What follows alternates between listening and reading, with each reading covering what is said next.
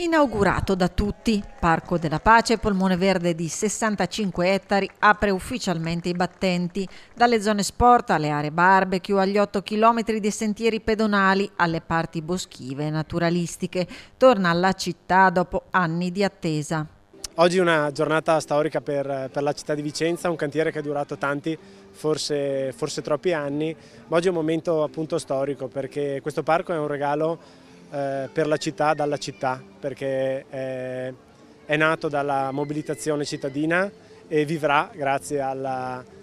partecipazione cittadina.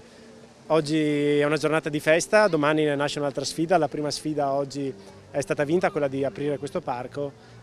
Domani abbiamo un'altra sfida, quello di rendere un parco di 65 ettari, grande come il centro storico della città di Vicenza, il più grande della città, uno dei più grandi d'Italia, il più grande d'Europa per numero di abitanti, vivo, attrattivo, e quindi dovremo trasformarlo,